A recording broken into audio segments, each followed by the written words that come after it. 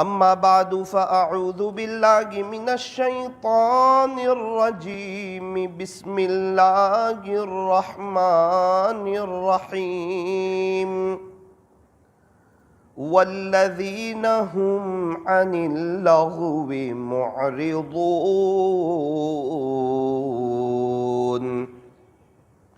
صدق الله مولانا العظيم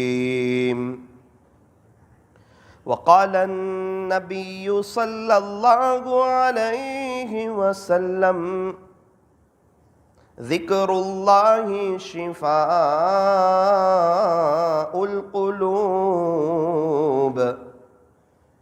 وصدق رسوله النبي الكريم ونحن على ذلك لمن الشاهدين والشاكرين والحمد لله رب العالمين۔ محبت سے درود شریف پڑھ لیجئے۔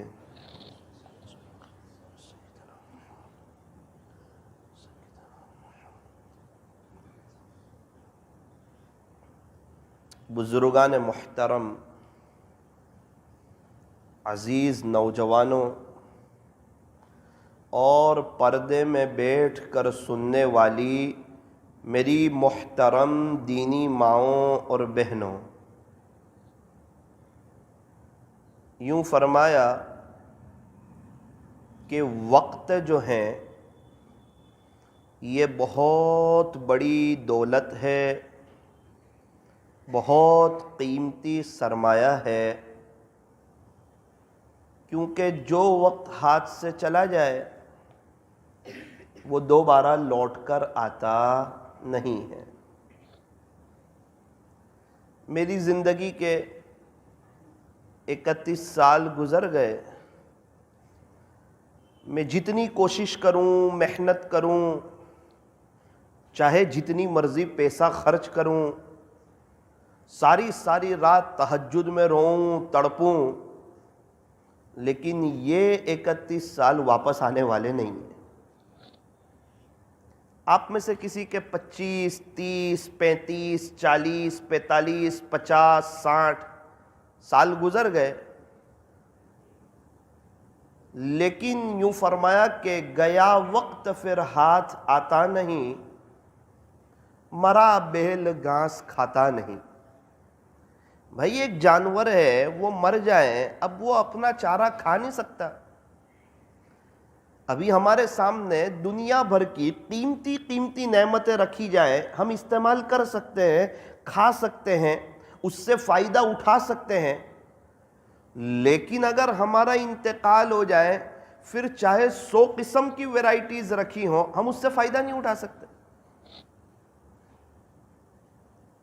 جب وقت چلا جائے گا، جب میں اور آپ دنیا سے چلے جائیں گے، اس وقت تو قبر میں بہت زیادہ افسوس ہونے والا ہے کہ ایک کاش میں بھی کچھ وقت اپنے اللہ کے لیے نکال لیتا، آخرت کو بنا لیتا، اللہ سے صلح کر لیتا، اللہ سے دوستی کر لیتا، اللہ سے یاری لگا لیتا۔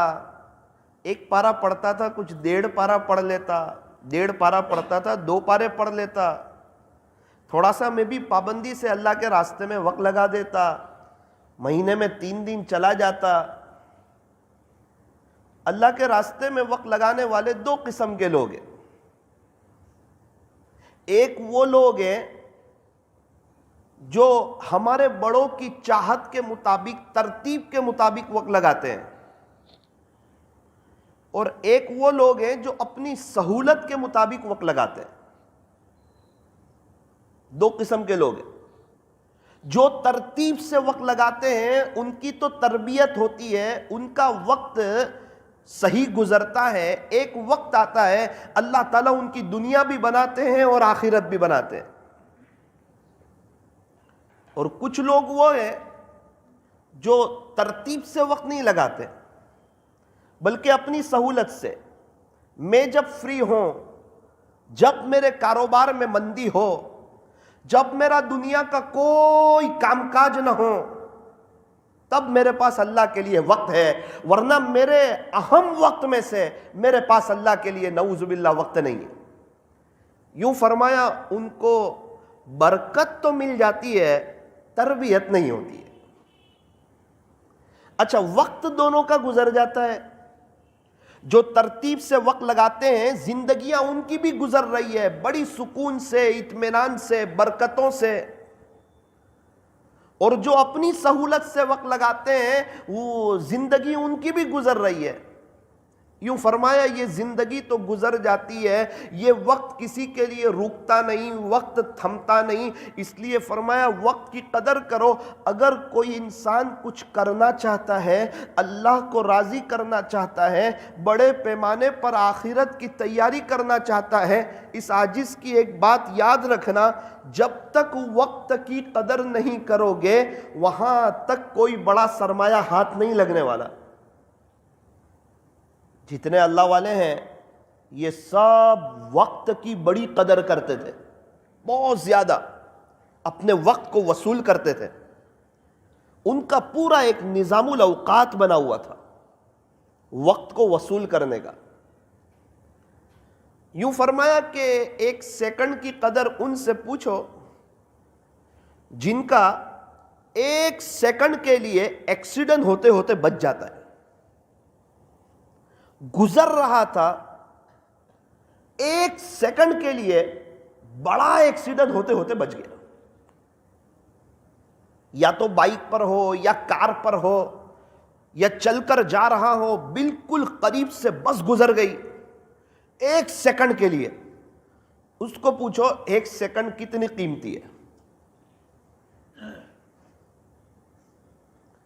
مجھے بہت اچھی طریقے پر یاد ہے کہ سورت میں ایک مسجد میں مجھے جمعہ میں بیان کے لیے آنا تھا، تقریباً کرناٹک کے سفر سے واپس ہو رہا تھا، شاید مسجد ہیرا میں۔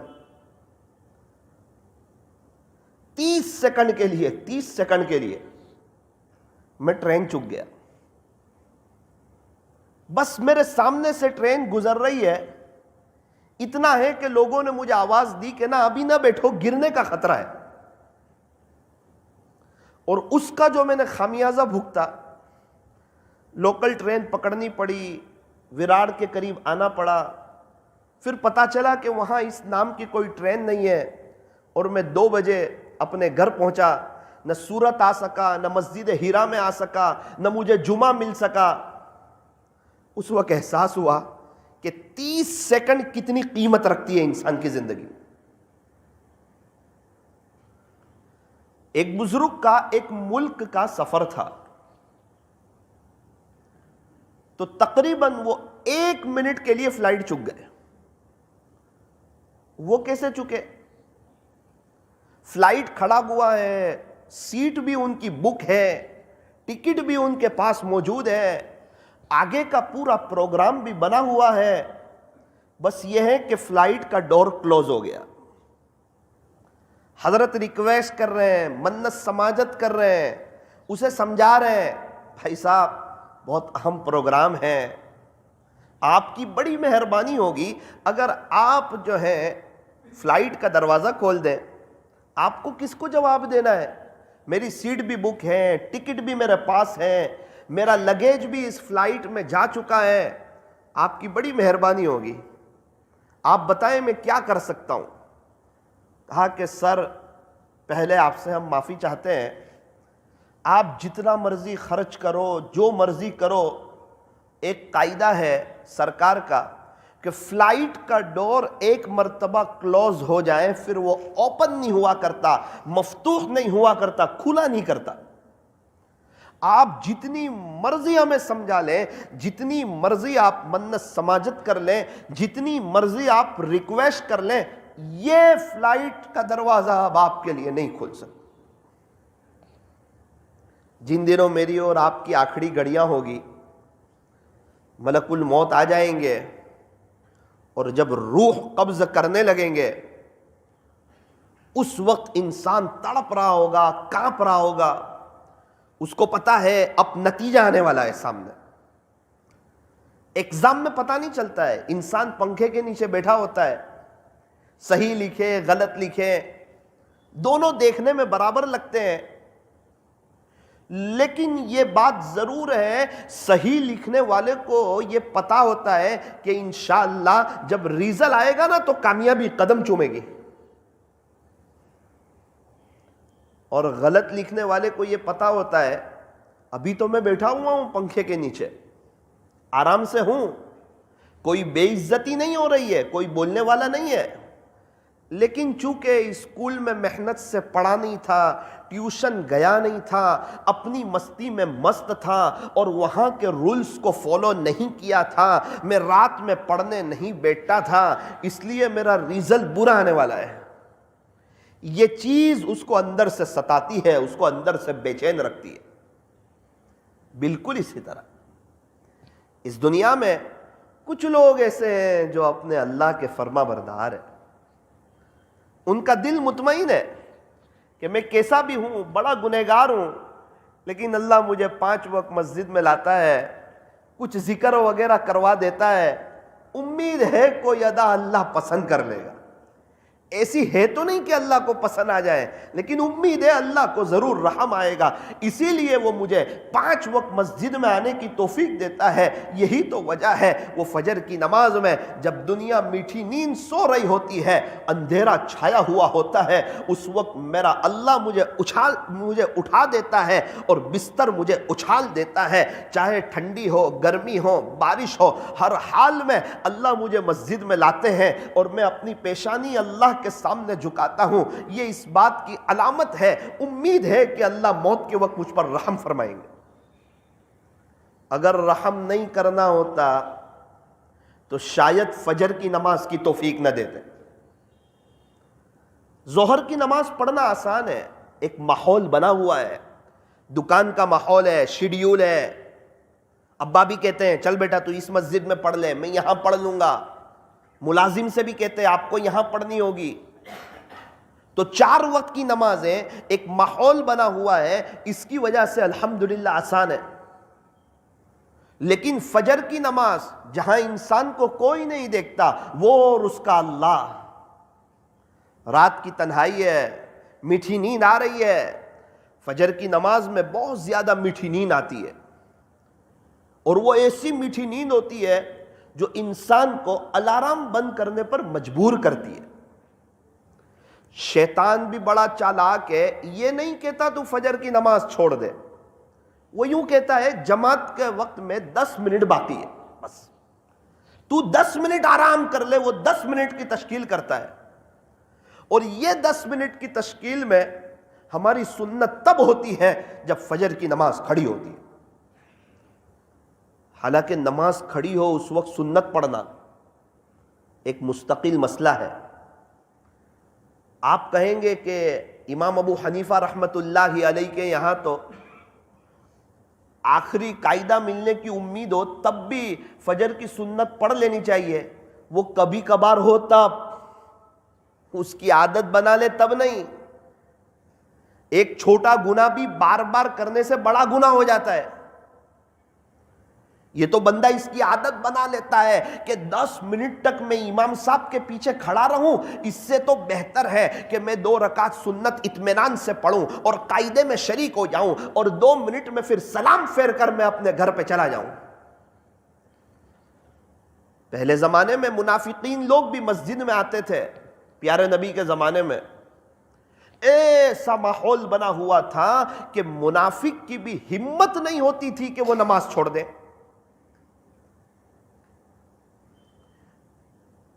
اسی لیے فرمایا کہ منافق مسجد میں ایسا ہے جیسا کہ پرندہ پنجرے میں.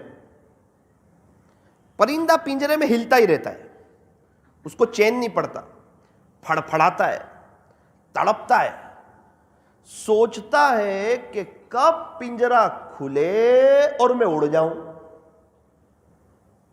یہ منافقین والی صفت ہے کہ انسان یوں سوچیں میں سب سے اخیر میں مسجد میں آؤں اور کب سلام پھرے کہ میں مسجد سے چلا جاؤں، اس کا مسجد میں بیٹھنے کو، اللہ کے گھر میں بیٹھنے کو، اللہ سے مانگنے کو اس کا دل نہیں کرتا۔ اس لیے فرمایا کہ ایک چیز کو اپنی عادت میں سے بناؤ۔ کیا بنائیں؟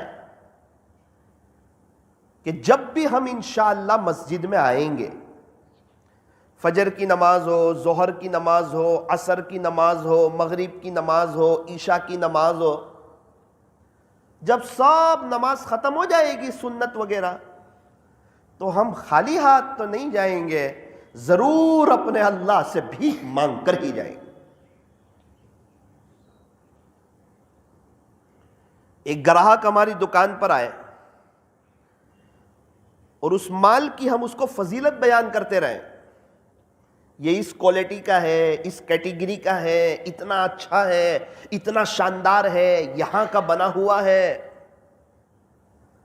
1 گھنٹے تک مال کی تعریف کی اور بیچا نہیں مال، تو دکان والے کہتے ہیں یہ اچھا سیلس مین آدمی نہیں ہے، یہ سمجھدار نہیں ہے۔ سمجھدار تو تب ہوتا جب 10 منٹ بات کر کے مال بیچ دیتا، پیسہ لے لیتا اور کچھ منافع حاصل کر لیتا۔ اسی لیے کہتے ہیں کہ یہ بات بڑی اچھی کرتا ہے لیکن چیز بیچنے کی صلاحیت اس کے پاس نہیں ہے۔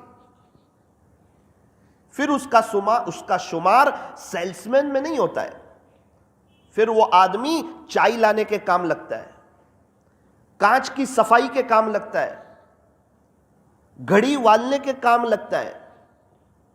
سب سے زیادہ دکان میں کام بھی یہی بندہ کرتا ہے، سب کی زیادہ بولی بھی یہی بندہ سنتا ہے، سب سے زیادہ پریشان بھی یہی ہوتا ہے اور سب سے کم تنخواہ بھی اسی کی ہوتی ہے۔ صبح سب سے جلدی یہی دکان پر آتا ہے، سب سے اخیر میں یہی جاتا ہے، ساری قربانیوں کے باوجود اس کی تنخواہ 5000۔ کیوں؟ دل دماغ استعمال نہیں کرتا ہے، صرف ہاتھ استعمال کر رہا ہے۔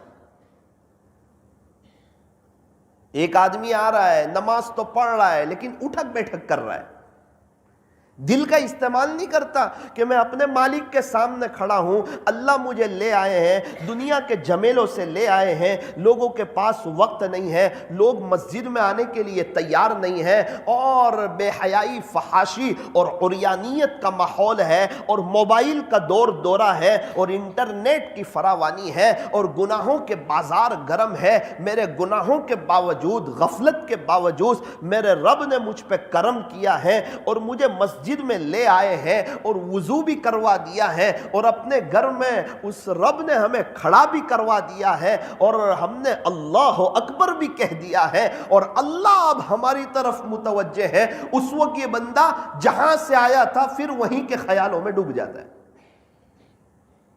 جس دنیا سے اللہ نے اس کو نکال کے اپنے گھر میں لائے، اس کو سکون دیا، اطمینان دیا، اللہ کے گھر میں عجیب و غریب سکون ملتا ہے۔ ابھی ہم یہاں بیٹھے ہوئے ہیں، ایسا لگتا ہے کہ دنیا کے سب سے زیادہ خوشحال ہم لوگ ہیں، کوئی ٹینشن نہیں۔ بہت سے حضرات کا ابھی کھانا باقی ہوگا، کچھ کام ہوگا، کسی کو کہیں جانا ہوگا، ہمیں بھی نوساری جانا ہے، لیکن وہ چیزیں یاد ہی نہیں آ رہی ہے۔ کیا بات ہے کہ سکون مل رہا ہے، سکینہ نازل ہو رہی ہے، اللہ تعالیٰ چین سکون عطا فرما رہے ہیں۔ یہ اللہ کے گھر کی رحمتیں ہیں، برکتیں ہیں، اور اللہ کا شاہی دربار ہے۔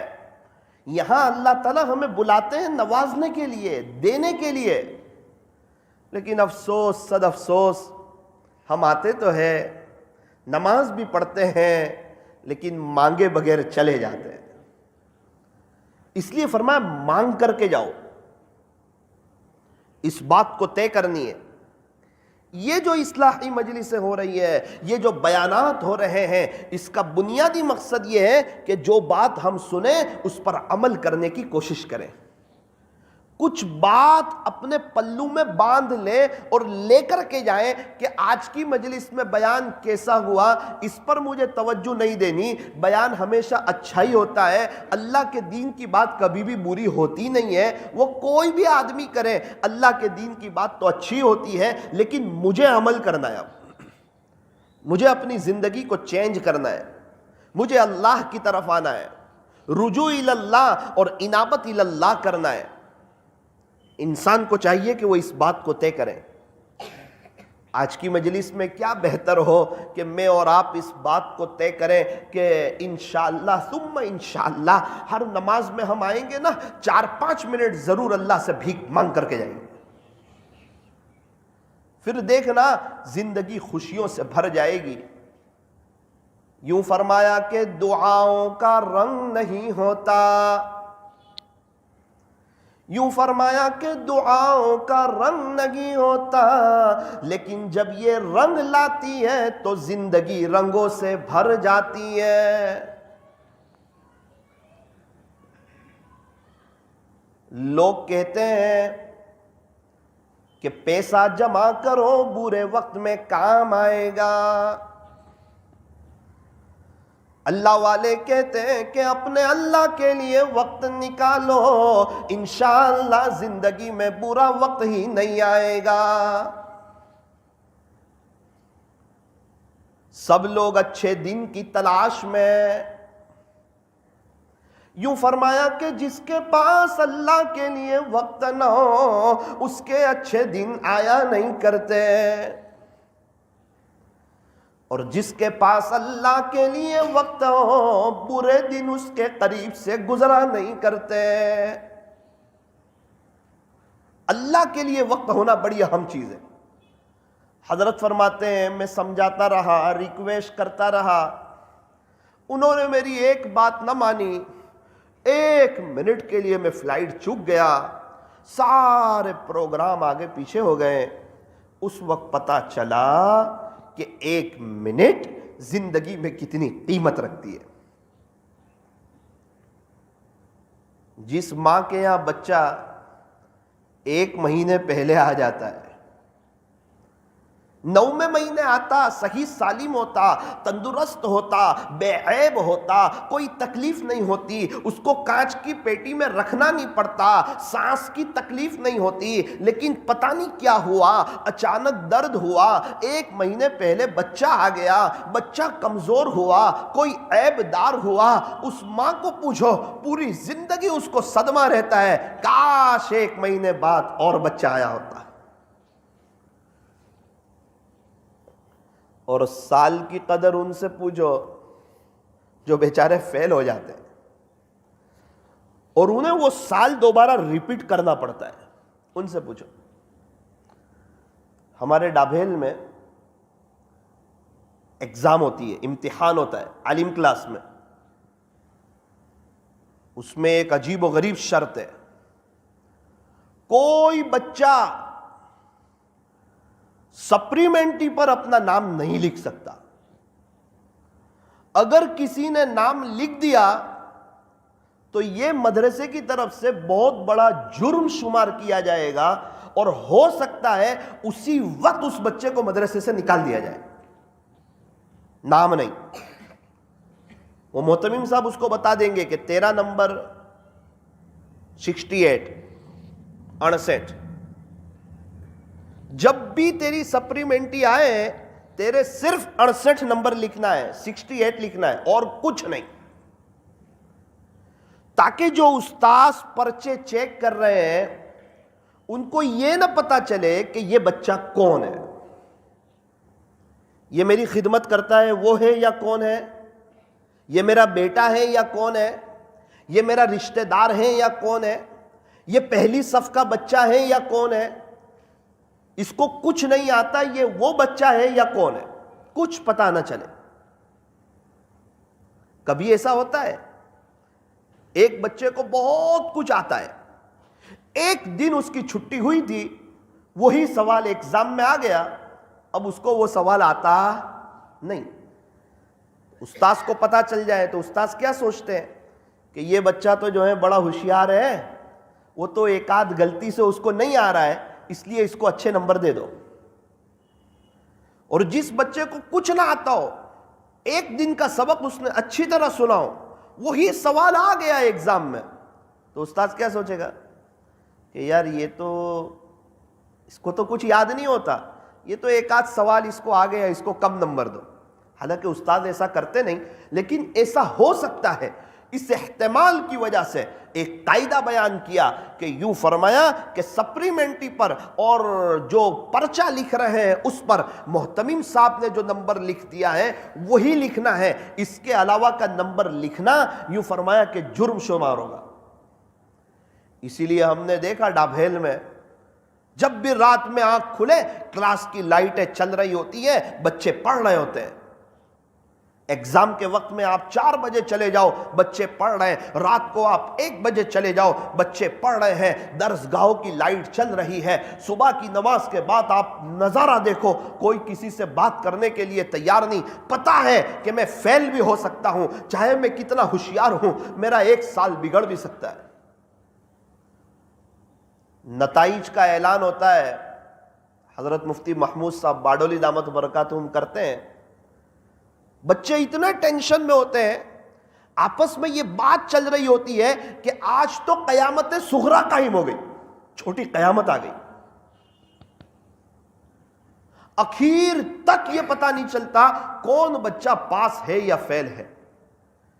ایک ٹینشن ضرور آتا ہے.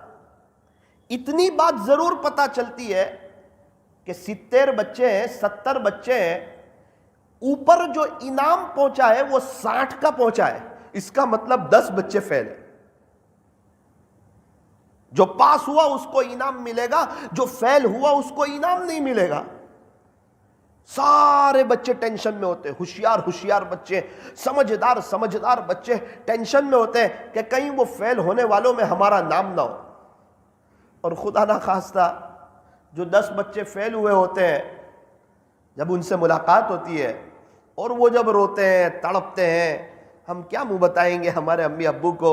اب کلاس کے ساتھیوں سے ہم الگ ہو جائیں گے, ہمیں 1 سال بگاڑنا پڑے گا, یا تو ڈابھیل چھوڑ کے کہیں جانا پڑے گا. اور جس نے ڈابھیل میں پڑھائی کر لی ہو, جو گجرات کا دیوبند سمجھا جاتا ہو, پھر وہ بندہ ڈابھیل چھوڑ کے کہاں جائے. حضرت مفتی احمد خان پوری صاحب دامت برکاتہم کی صحبت چھوڑ کے وہ کہاں جائے, ایسے اللہ والوں کی آمد چھوڑ کے وہ کہاں جائے. تو ہمیں بہت اچھی طریقے پر معلوم ہے کہ 1 سال کی قدر ان سے پوچھو جو بیچارے فیل ہو جاتے ہیں اور ان کا سال بگڑ جاتا ہے.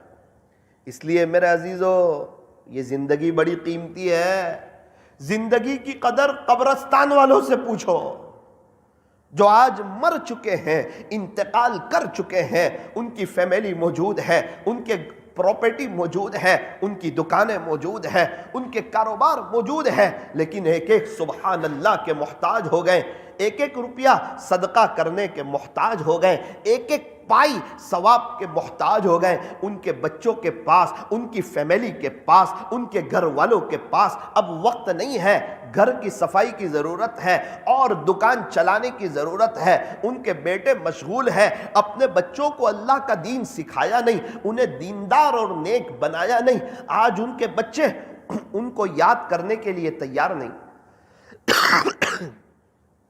اس لیے فرمایا کہ زندگی کی قدر ان سے پوچھو جو بیچارے قبرستان میں ہیں, اللہ کو پیارے ہو چکے ہیں. اللہ تبارک و تعالی ہمیں وقت کی قدردانی کرنے کی توفیق اور سعادت نصیب فرمائے.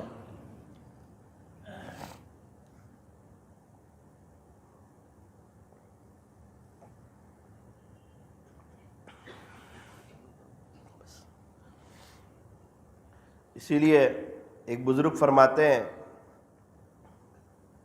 غنیمت سمجھ زندگی کی یہ بہار کہ آنا نہ ہوگا یہاں بار بار.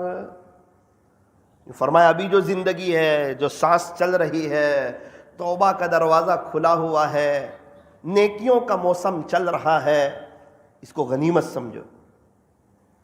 میں اور آپ یہاں بیٹھے ہوئے ہیں، آزادی کے ساتھ زندگی گزار رہے ہیں، بڑی اطمینان کے ساتھ زندگی گزار رہے ہیں۔ ایک بڑا طبقہ ہے یہاں بیٹھے ہوئے لوگوں میں سے، بڑی بڑی بیماریوں سے اللہ نے بچایا، پیسوں کے ٹینشن سے اللہ نے بچایا، اے سی والے کمرے میں اللہ میٹھی نیند سلاتا ہے، دسترخوان پر بہت قسم کی نعمتیں ان کے سامنے موجود ہوتی ہے، ان کے پاس بائک ہے، کار ہے، پہننے کو اچھے کپڑے ہیں، گھر والے ہیں، ساری نعمت ہے، اور وہ ہسپتال میں بھی نہیں ہے، وہ آئی سی یو روم میں بھی نہیں ہے، وہ جیل میں بھی نہیں ہے، وہ پریشانی میں بھی نہیں ہے، وہ حالات میں بھی نہیں ہے، وہ تکلیفوں میں بھی نہیں ہے، ان کے آس پاس کوئی دشمن بھی نہیں ہے، بڑے اطمینان سے زندگی گزار رہے ہیں۔ پھر بھی اگر وہ آخرت کی تیاری نہ کریں تو بہت بڑے افسوس کی اور بہت خسارے کی بات۔ وقت کا ہونا، صحت کا ہونا، فراغت کا ہونا، یہ اللہ کی بڑی بڑی نعمتیں ہیں، اور جو وقت کی قدر کرتا ہے اللہ تعالیٰ اسے ترقی عطا فرماتے ہیں، اس کی دنیا بھی بنتی ہے، اس کی آخرت بھی بنتی ہے، اس کے وقت میں برکت بھی ہوتی ہے، اور جو وقت کی قدر نہیں کرتا نا اس کے وقت میں برکت ہوتی نہیں ہے۔ ابھی لوگ کہتے ہیں نا، یار مدرسے کے بچوں سے کہتے ہیں، ہمیں بھی لوگ کہتے تھے، جمعرات کے دن ہم جب نوساری آئیں تو ہمیں دیکھ کر لوگ کہیں ارے جمعرات آ گیا، بولے پتہ ہی نہ چلا، ہفتہ کیسے گزر گیا، پورا ہفتہ ختم ہو گیا، جمعرات کا دن آ گیا، آپ کو دیکھ کے ہمیں تو پتہ چلا آج جمعرات آ گیا، ابھی تو گئے تھے ابھی آئے۔ ارے اس کو پوچھو جو بیچارہ دال چاول کڑی کھچڑی کھاتا ہے، کیسے اس کا وقت کیسے گزرتا ہے، اس کو پوچھو، کیسے جمعہ کی رات نکلتی ہے، سنیچر کا دن کیسے آتا ہے، صبح کلاس میں نیند آ رہی ہو وہ کیسے اپنے آپ پہ کنٹرول کرتا ہے، 4 گھنٹے استاذ کے سامنے ادب سے بیٹھتا ہے، ہم تو 1-1.5 گھنٹہ بیان میں بیٹھتے ہیں، وہ 4 گھنٹے استاد آئے استاد چینج ہوئے، استاد آئے استاد چینج ہوئے، استاد آئے استاد چینج ہوئے، فوراً کھانا، اگر اس وقت کھانے پر نہ جائیں 15 منٹ لیٹ ہو جائے تو اس کو کھانا نہ ملے، گھر تھوڑی ہے اس کا۔ کھانے کے بعد کہا بھی تھوڑی دیر آرام کرنا، کتنی دیر، 1 گھنٹہ 5 منٹ 10 منٹ، اس کے بعد اٹھانے کے لیے آئیں گے تو اٹھ جانا، اگر وہ اس وقت نہ اٹھے تو بڑا مسئلہ ہے۔ اور ہر بندہ 5-10 منٹ پہلے مسجد میں چاہیے، سنت پڑھنی، آپ دیکھیں تو ہر جگہ سے ذکر کی آواز آ رہی ہوتی ہے، ہر بچے کے ہاتھ میں قرآن ہوتا ہے، کسی کی مجال ہے کیا اس کی رکعت چلی جائے، وہی پہلے رکعت جانے نہیں دے گا، اس کو پتا ہے میں 50 استادوں میں سے کس کس کو جواب دوں گا۔ اب نماز کے بعد 2:15 بجے 2:30 بجے کلاس شروع ہو جائے گی، استاد آ جائیں گے، یہ 15 منٹ میں قریب میں ہوٹل ہے وہاں بھی جانا ہے، چائے بھی پینی ہے، اور یہ 15 منٹ میں 1000 میں سے 700 بچے چائے پئیں گے لائن میں کھڑے رہ کر کے، اور پھر انہیں اپنی کلاس میں بھی جانا ہے اور استاد سے پہلے بھی پہنچنا ہے، اور پہنچنے کے بعد فوراً پڑھائی شروع ہوگی، اور یہ 2 گھنٹے ان کو پڑھائی کرنی ہے۔ ایسے ہی کوئی عالم بن جاتا ہے، علماء ایسے ہی تیار ہو جاتے ہیں، 9 سال ایسے ہی گزر جاتے ہیں مدرسے میں۔ ان کو پوچھو ایک ایک دن کیسے گزرتا ہے، ہاں ان کو بڑا سکون بہت ہوتا ہے، بہت مزے والی لائف ہوتی ہے، اجتماع میں اچھا لگتا ہے نا 2 دن، وہ سب چیز اس کے وقت پر ہو جاتی ہے، اتنے سب لوگ ہیں، سب کو کھانا بھی مل جاتا ہے، چائے بھی مل جاتی ہے، اللہ کا ایک نظام ہے دینی کاموں میں، پتہ چلتا نہیں، کسی کا کام رکتا نہیں، کسی کو تکلیف ہوتی نہیں۔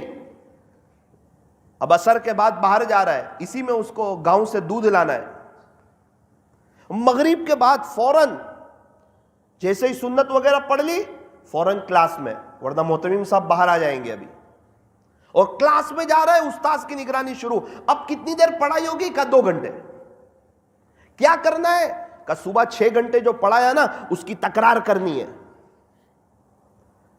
اب چھٹی ہو گئی، اذان ہو گئی عشاء کی، 20 منٹ کے بعد نماز کھڑی ہوگی، اسی میں فارغ ہونا ہے، اسی میں وضو کرنا ہے، اور نماز کھڑی ہو اس سے پہلے اسی میں 1000 بچے کو پہنچنا ہے۔ اب نماز ہوئی، سنت پڑھی، وتر پڑھی، پتا چلا کہ قاری صاحب چکر لگا رہے ہیں، قاری کلاس شروع ہو چکا ہے، ابھی چھٹی نہیں، ابھی فوراً قاری کلاس میں پڑھنا ہے، قرآن پڑھنا ہے، پونا گھنٹہ۔ یہ پونا گھنٹہ ختم ہوا، 10 ساڑھے 10 بج گئے، ابھی اس کو صبح جلدی اٹھنا بھی ہے، لیکن ہم نے دیکھا بچے آدھا گھنٹے بعد فارغ ہو کر ابھی کوئی استاذ نہیں آ رہا ہے، اس کے باوجود سارے بچے پھر کلاس میں چلے جاتے اور پڑھتے۔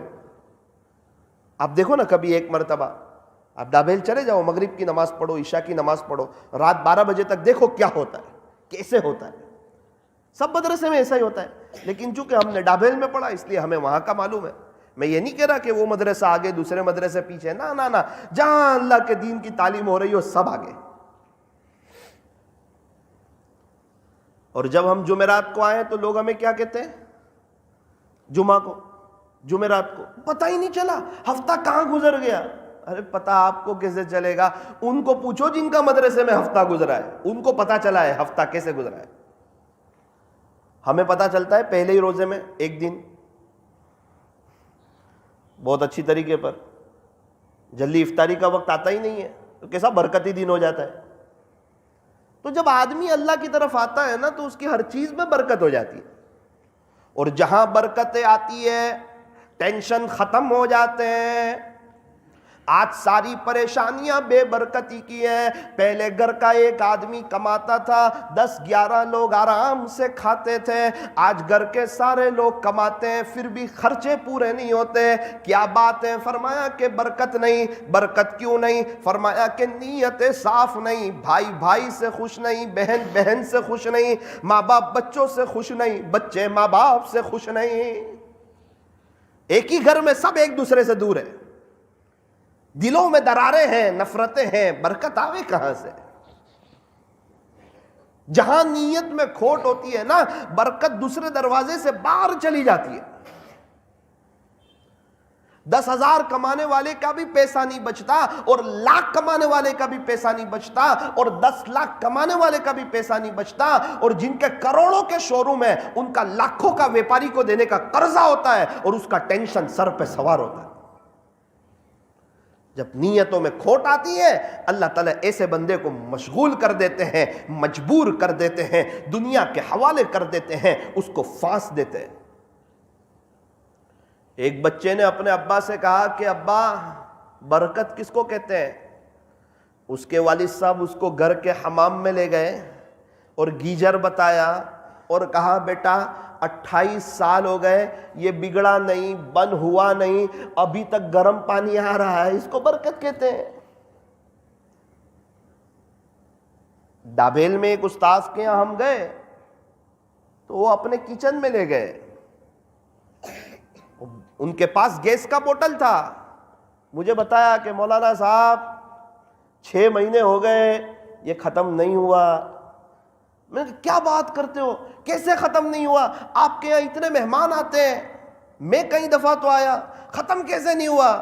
بولے جو سمجھ میں نہ آوے اسی کو تو برکت کہتے ہیں۔ یہ آپ کو سمجھ میں نہیں آ رہا نا، آپ کے دماغ میں نہیں آ رہا، اس کو برکت کہتے ہیں مولانا۔ اچھا، تیل کا ڈبہ بتایا، مجھے کہا الحمدللہ 5 مہینے ہوئے یہ بھی ختم نہیں ہوا۔ دیکھتے نہیں ہیں، اندر سے نکالتے رہتے، بولے بسم اللہ بول کے نکالتے ہیں، کہاں سے ختم ہوگا؟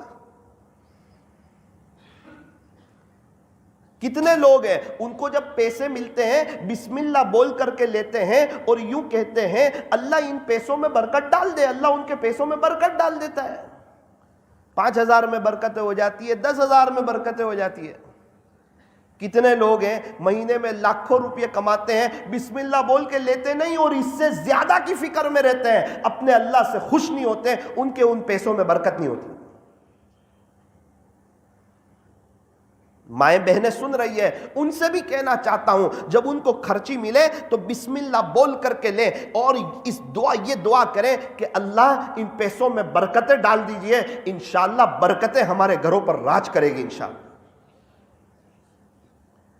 ایک بادشاہ کا ایک جگہ سے گزر ہو رہا تھا، پانی کی پیاس لگی، ایک شخص کا انار کا باغ تھا، کہا کہ ذرا مجھے جوس پلا دو نا انار کا۔ بادشاہ تھا نا، باپ نے اپنی بیٹی سے کہا بادشاہ سلامت کو انار کا جوس پلا دو، اس نے ایک انار توڑا، اس کو نچوڑا، پورا گلاس بھر گیا اور بادشاہ سلامت نے جوس پیا، بڑا شاندار مزیدار پر لطف۔ بادشاہ تو جھوم گیا کہ یار یہ تو میری حکومت میں یہ باغ تو میرا ہونا چاہیے تھا اور اس کا مالک تو میں ہوتا، اور کم سے کم ٹیکس تو ضرور ہونا چاہیے تھا۔ اتنا قیمتی باغ اور اتنے قیمتی انار اور اتنا اچھا جوس یہ تو میری ملکیت میں ہونا چاہیے تھا۔ کہا بڑا اچھا ہے، اور ایک گلاس پلا دو۔ اب انار کو توڑا، نچوڑا، گلاس بھرتا نہیں، دوسرا انار لائے، اس کو نچوڑا، داڑم، گلاس بھرتا نہیں، تیسرا انار کو لائے، نچوڑا، 3 انار 3 داڑم کا جوس نکالا، تب جا کے ایک گلاس بھرا۔ بادشاہ سلامت نے وہ جوس پیا تو وہ کھٹا تھا۔ اس نے کہا کہ درخت چینج کر دیا ہے کیا؟ بادشاہ نے اپنی بیٹی سے پوچھا، اس زمانے کی بچیاں بھی سمجھدار ہوتی تھی، بادشاہ نے مالک نے اپنی بیٹی سے پوچھا کہ بیٹی یہ بادشاہ سلامت پوچھ رہے ہیں کہ آپ نے کوئی درخت چینج کر دیا ہے کیا؟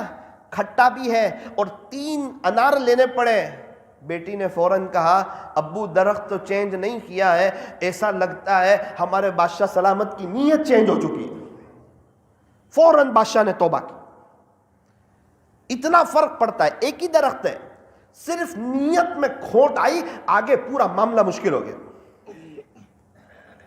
ابھی بیان چل رہا ہے، اگر یہ اللہ کے لیے ہو تو کہاں لے جائے گا انسان کو؟ اللہ کے بچھڑے ہوئے بندوں کو اللہ سے جوڑنا، اس سے بہتر کس کی بات ہو سکتی ہے جو اللہ کے بندوں کو اللہ کی طرف بلائے؟ اور اگر یہی بیان دکھلاوے کے لیے ہو جائے تو انسان کو کس جگہ پر لے جائے گا؟ اب یہ بولنے سے ہوتا ہے، یہ تو دل کے اندر کا فعل ہے۔ اب بولنے والا تو یہی کہے گا میں اللہ کے لیے بول رہا ہوں، وہ تو قیامت کے دن پتہ چلے گا کس کے لیے بولتے تھے اور کیا تھا اور کیا مقصد تھا۔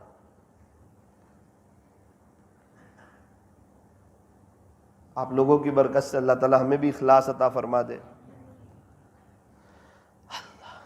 اخلاص حسن الہی کا وہ تاج ہے کہ جس کے سر پر یہ ہو زمانے پہ اس کا راج ہے۔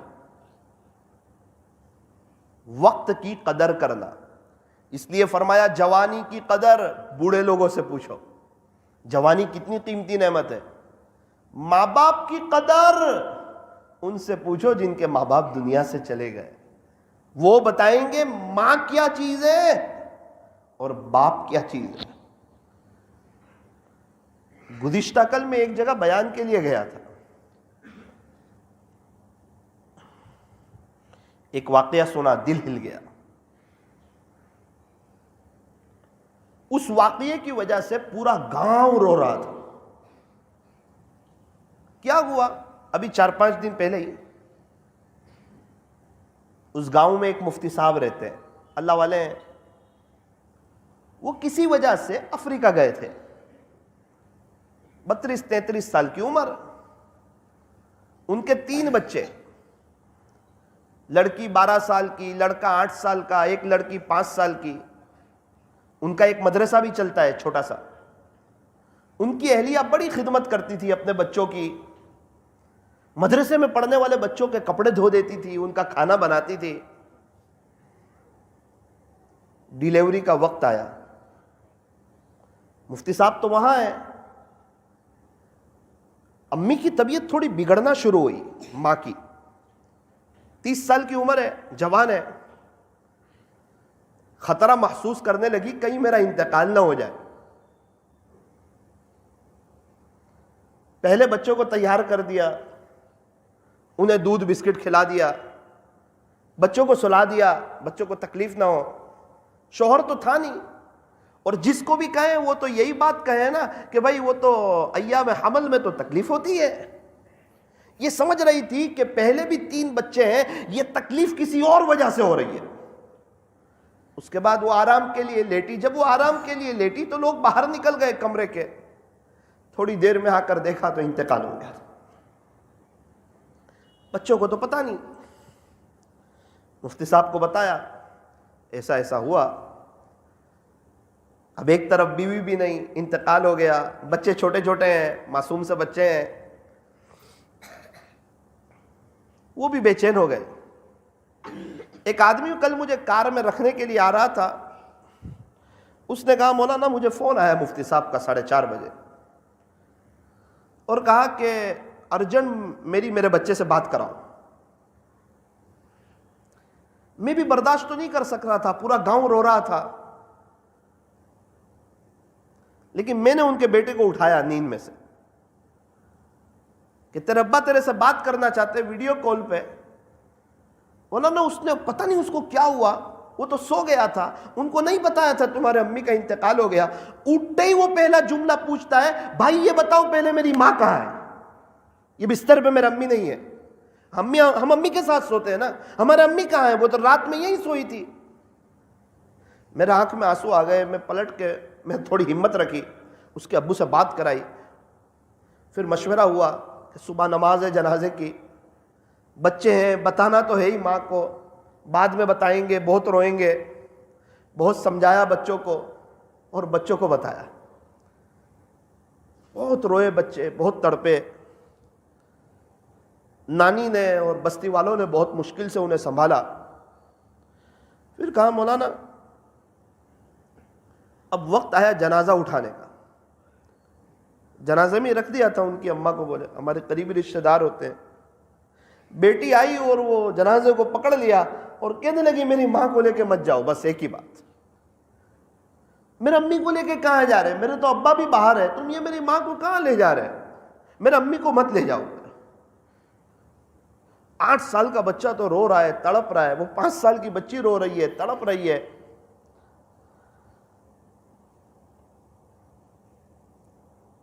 مفتی صاحب کے بھائی بھی نہیں تھے, وہ اللہ کے راستے میں تھے. انہوں نے بھی کہا کہ میں آ نہیں سکتا ہوں, آپ دفنا دیجئے. مفتی صاحب نے بھی کہا ارجنٹ فلائٹ مل نہیں سکتی, دفنا دیجئے. ہمیں کیا پتا دنیا میں لوگ کیسے کیسے تکلیف میں ہیں, اور آج کل ان بچوں کی راتیں کیسی گزرتی ہوگی. مولانا وہ دن تو گزر گیا. 3 دن کے بعد مفتی صاحب کو فلائٹ ملی اور وہ آئے. پتہ چلا کہ بچے نانی کے گھر میں, وہ آ کے فوراً بچوں کو ملاقات کے لیے گئے. اس وقت گاؤں کے لوگ جمع تھے. اس وقت جو کیفیت ہو گئی بولے گاؤں والوں کی, ابا بھی رو رہے ہیں, بچے بھی رو رہے ہیں اپنی ماں کو یاد کر کے.